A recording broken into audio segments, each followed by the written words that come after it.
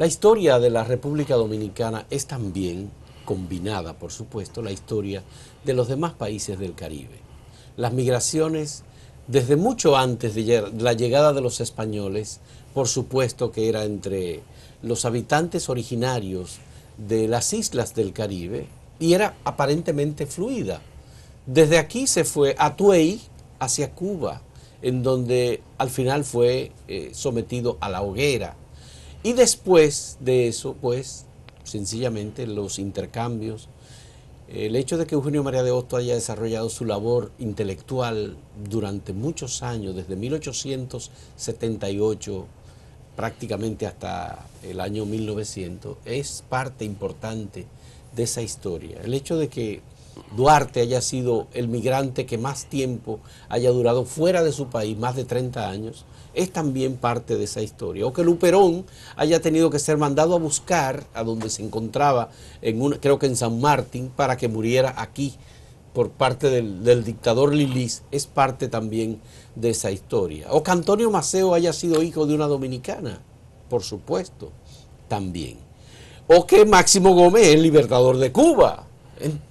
Lo que ha pasado en esta integración, por supuesto que es muy importante. Claro, nos tocó tener que lograr lo que se llamó la separación, no la independencia, la separación en 1844 de los haitianos que habían proclamado una república independiente negra en 1804, que habían abolido la esclavitud, que tomaron una serie de decisiones para protegerse de los franceses y los demás europeos también.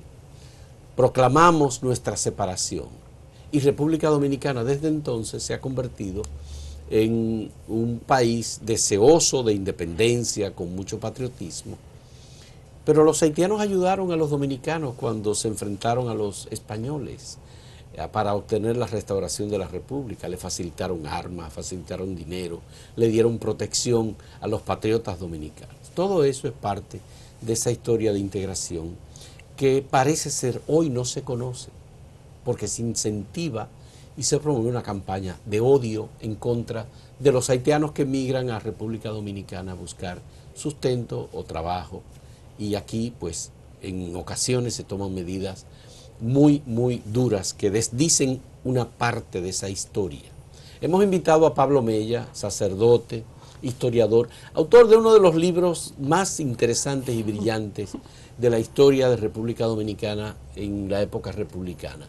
Los espejos de Duarte se llama el libro, que además ganó un premio importante en la Feria del Libro de hace ya algunos años. Pablo Mella está aquí, él es sacerdote jesuita, me interesa su interpretación. Esa historia de integración de la que he hablado así muy rápidamente, ¿tiene algún significado hoy día, Pablo, en estas relaciones entre Haití y República Dominicana, que nosotros podamos decir, desde que se estableció la nueva república, los dominicanos proclamados por los trinitarios o los independentistas, inmediatamente dijeron, no tenemos nada contra los haitianos, ellos allá y nosotros aquí? ¿Tiene algún significado eso? ¿Qué medidas se tomaron inmediatamente? Bueno, primero agradecer por la invitación aquí a esta que considero mi casa.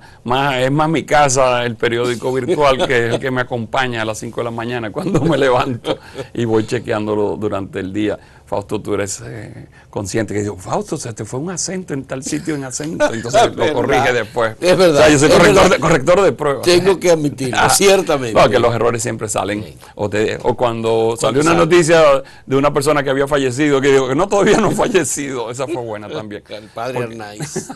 Esa fue buena. Digo, tú espérate, entonces se murió como 2 días después. Sí. Digo, no, antes todavía. Sí. Bueno, uno de los problemas que tenemos, entiendo yo, para poder lograr relaciones justas, porque ese es el tema, ¿no? Relaciones justas. Yo creo que si a cualquier persona sensata se le pregunta así, en ese nivel de generalidad, ¿usted quiere relaciones justas? Sí. Yo creo que solamente el 100% va a decir sí. Sí. Si le pregunto o se le preguntamos solamente, ¿quiere usted relaciones justas? Sí, sí, claro. Bueno, si ya uno le pone nombre, usted tiene relaciones justas con, por ejemplo, una persona que le haya infringido Un derecho. un derecho o un mal, una persona que haya golpeado a un ser querido o que haya robado en su casa. No, yo quisiera que a ese lo mataran, ¿no? Claro, por supuesto. Evidentemente ahí la persona está reaccionando desde el sentimiento y se contradice con lo que dijo antes. Sí. Porque una relación justa con una persona que infringió no es simplemente, bueno, ahí comienza la famosa ley del talión, no, ojo por ojo, diente por diente, que yo lo explico así cuando doy mi clase de filosofía política. Dice ojo por ojo, es que hay gente que cree un ojo por 20 dientes y 10 ojos. No, es que si es un ojo, bueno, un ojo.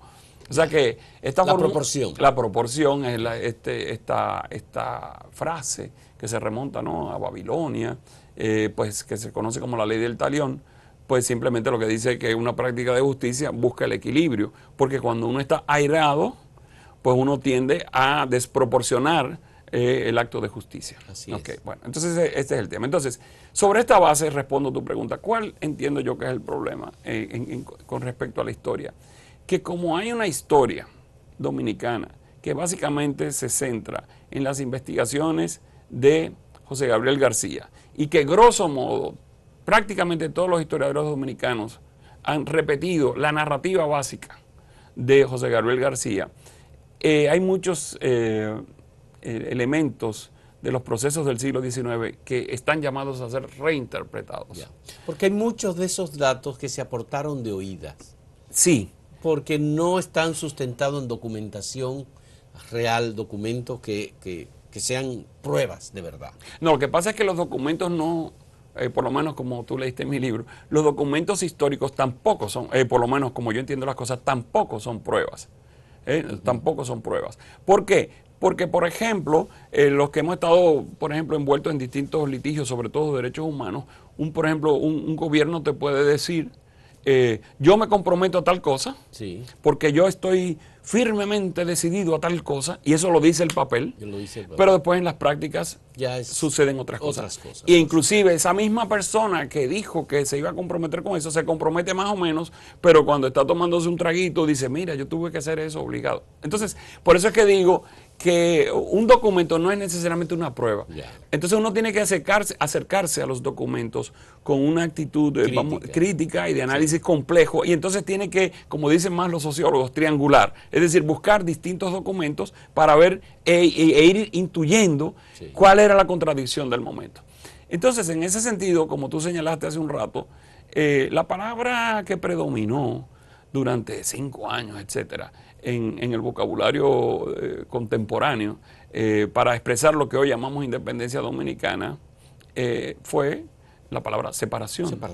Claro. Porque fue un proyecto, por ejemplo, ahora estoy yo retrabajando el año 1843, pasaron muchas cosas interesantes en la reforma y ese es un tema que no se trabaja casi no aquí. Se trabaja, no se discute. El 1843 que todavía era un proceso interesante y había proyectos. Por eso, cuando la República nace, hay distintos proyectos políticos que están en tensión. En general, los libros dominicanos refieren esa tensión, pero le pasan por arriba y hacen, por ejemplo, un error típico, que es decir que fueron los trinitarios, cuando los trinitarios ya no existían en 1844. Yo leí recientemente Rufinito, de Federico García Godoy, que retrata un momento de la separación inmediatamente y lo que hay con las tensiones entre Santana, que está buscando controlar el poder y la presidencia de la República, y el interés de Mella en el Cibao, que dice, tenemos que proclamar a Duarte. Entonces, obviamente, se dan los casos de los jóvenes de La Vega, ahí viene la historia de García Godoy sobre Rufinito, pero es mucha la tensión. Al final Duarte llega del Cibao preso. Sí, claro. Igual que Mella también. Sí, porque hay una correlación de fuerzas. Yo no quiero entrar en los detalles, pero la cosa comenzó con el golpe de Estado que dieron el 13 de junio aquí, y entonces eso se fue acelerando. Pero me parece importante lo siguiente, que en la coyuntura actual, 2 cosas. Primero, sea cual sea la interpretación histórica que usted haga, ninguna interpretación histórica puede dar pie a violar principios fundamentales, de derechos fundamentales y de justicia. Entonces, una cosa es que uno en un momento determinado se sienta confuso, se sienta inclusive, creo yo muchas veces por ciertas manipulaciones, se sienta como violado en su espacio, etc. Pero otra cosa es que renuncie a cierta razonabilidad y a principios de justicia. Entonces a mí me parece, yo le pongo este ejemplo cuando explico un poco cómo el texto histórico no debe dar pie a ninguna violencia, o sea, o algo que hizo el padre, ¿no? Y yo le digo, imagínese usted que usted le dice, mi padre golpeaba a mi mamá. Bueno, ya que era mi padre, entonces yo voy a golpear a mi esposa. Digo, no, yo quiero a mi papá, o tú quieres a tu papá, dicho sea de paso, lo golpeaba a mi mamá. No. Pero bueno, mi papá es mi papá, pero mi papá pertenecía a una cultura machista, yo soy de otra generación, yo lo respeto, pero hasta ahí yo no llego. Es decir, por el mero hecho de que mi papá haya hecho algo, no automáticamente, fíjense que yo no estoy diciendo yo no lo tengo que hacer, sino no automáticamente yo lo tengo que hacer, yo tengo que pasarlo por el filtro de mi comprensión y por principios básicos de ética. Porque tú eres también una persona diferente. Aunque pueda asumir aspectos de su cultura, de la formación que te transmitió, o lleve en tu ADN su sangre, es distinto. No, inclusive una persona puede haber cometido un error y yo la sigo queriendo y la sigo respetando, pero no la justifico en su error. Entonces, este es el punto, que ningún discurso histórico, sea cual sea, fíjense que yo estoy diciendo, sea cual sea, puede justificar una violación de un derecho. Segundo, que ya es otro problema más polémico y yo no me interesa polemizar. Yo entiendo que hay que reescribir buenas páginas de la historia dominicana. Eso es otro tema. Vamos a hacer un primer espacio de reflexión, pero haremos una pausa primero.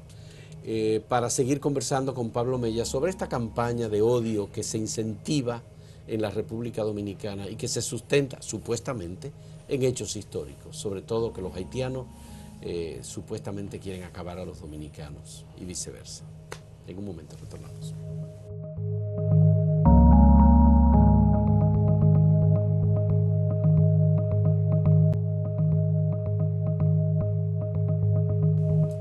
¿Qué hacemos hoy, Pablo, con esta situación de campaña de odio que se divulga? Incluso acaba de transcurrir una semana en que se planeó una manifestación, una reflexión contra el racismo, una concentración, y hubo amenazas de un grupo de estos neonacionalistas odiosos y queriendo poner presión o que no se hiciera esta manifestación. Y ellos fueron y se presentaron con banderas dominicanas y todo para tratar de evitar que la gente se concentre contra el racismo. Sí. ¿Qué hacemos nosotros frente a esto que va aparentemente creciendo y que el Estado hace poco para evitar que ocurra? A raíz, fíjate, antes de que pasara esta escena del miércoles 20 de marzo, yo ya había tenido otra experiencia en un círculo bastante íntimo de personas relacionadas donde mandaban estos tipos de, por redes, mandaban este tipo de información falsa, ¿no? Y entonces, ante la frustración, yo me puse a reflexionar y me reencontré con la noción de posverdad. Yo te lo había dicho en una conversa que tuvimos antes de encontrarnos aquí hoy. Y entonces hice una reflexión intentando responder esta pregunta. Lo primero es que es importante que hagamos un trabajo educativo y reflexivo de que insistir en los distintos niveles en que se validen los datos. Se dicen cosas que son falsas, que eso es lo típico de la posverdad, que se crean noticias falsas, sobre todo por las redes y por el WhatsApp, etcétera, cosas que son falsas, pero como eso empata con lo que yo siento, entonces es más verdad lo que yo siento que lo que sucedió o lo que está sucediendo. Y lamentablemente este manejo de este tipo de sensibilidad muchas veces está orientado también por ciertos sectores políticos que quieren aprovecharse de este discurso. Hay personas que frecuentemente dicen y repiten, sin ser verdad, que los pueblos de la frontera están llenos de haitianos, que hay más haitianos que dominicanos. Y obviamente eso no es verdad, pero de todos modos, que los hospitales están llenos de haitianas parturientas. todos, Sí. que el presupuesto nacional de salud se está yendo en eso. Se va en eso. Sí. Usted Bueno. va a un presupuesto y calcula, y además que hay un problema de los cálculos de los famosos partos, pero entonces el tema es que nosotros estamos bregando con una cultura de llamada de posverdad, y entonces tenemos que hacer un trabajo también de pacificación, de información cualitativa y de mucho trabajo educativo en las bases. Yo creo que esto es importante, revertir y en la medida de lo posible, pues informar y una y otra vez sin cansarse, remitir a la paz, a la reflexión, y ciertamente en los casos en que se pueda correr riesgo determinada población, pues tomar las medidas del lugar e implicar a las autoridades. Tú ¿no? que eres sacerdote, ¿qué sentimiento te causa cuando tú ves a personas tanto del catolicismo como de los evangélicos que hablan en contra de los migrantes? Que hay que sacar a los haitianos, que tenemos una invasión de haitianos, que estamos perdiendo la soberanía, que ya perdimos la nacionalidad, que esa gente nos hace daño. Sí. ¿Qué sentimientos puede generar en una persona de fe? Sí. Yo tengo una mezcla porque yo soy sacerdote, pero yo también soy filósofo, soy como jesuita y me dedico a eso. Entonces, en el caso mío, mi fe está muy ligada a la investigación y a la reflexión, en el caso mío, ¿no?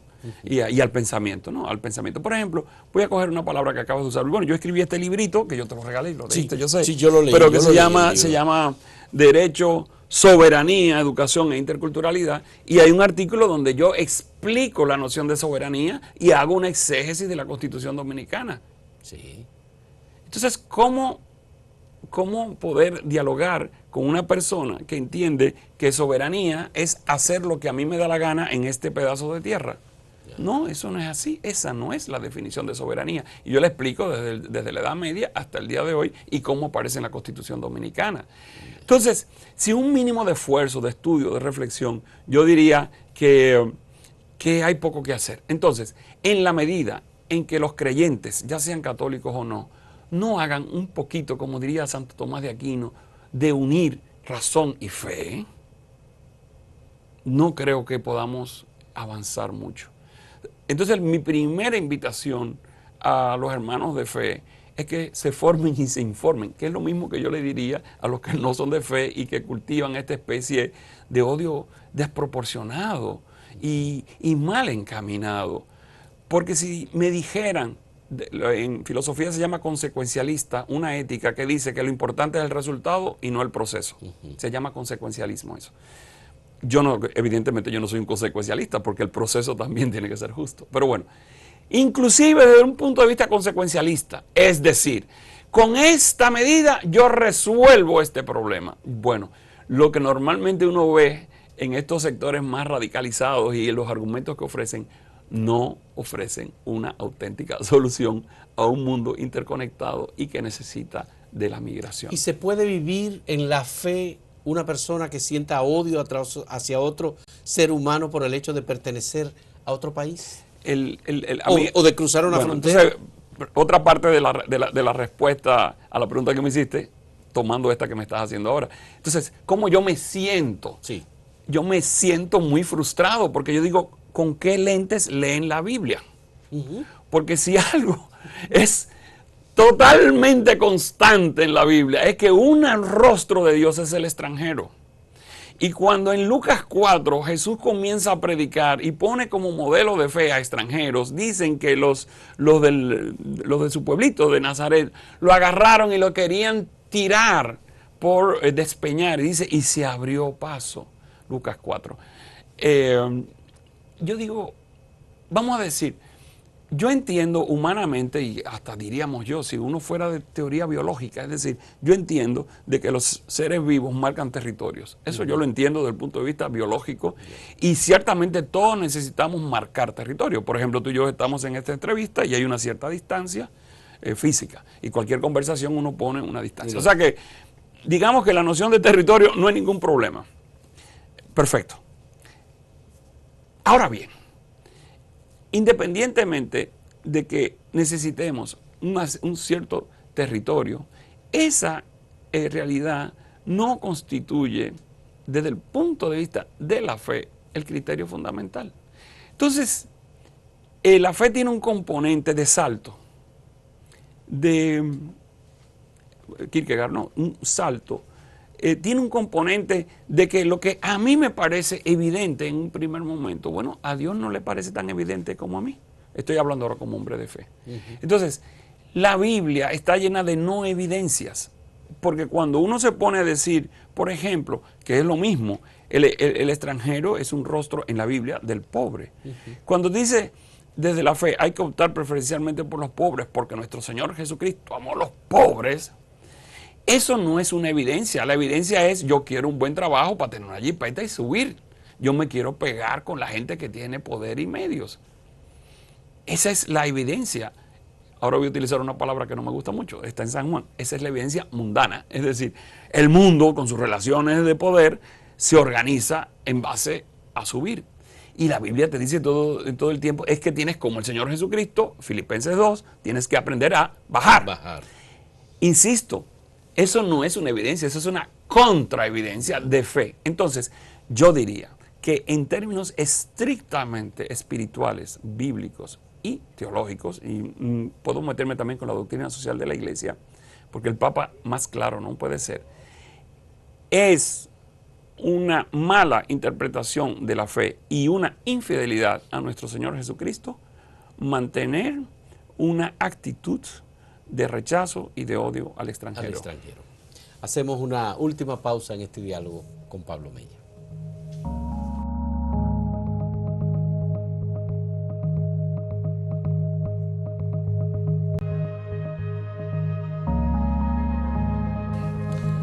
¿Alguna responsabilidad tienen las autoridades? Sabemos que cada uno de nosotros como seres humanos, cada dominicano tiene un compromiso. Pero aparte de eso, hay una institución superior, un régimen, el responsable de hacer cumplir la ley. Y tenemos unas leyes que proclaman el Estado de Derecho, la justicia, respeto a los derechos humanos, una ley de migración y unas normas.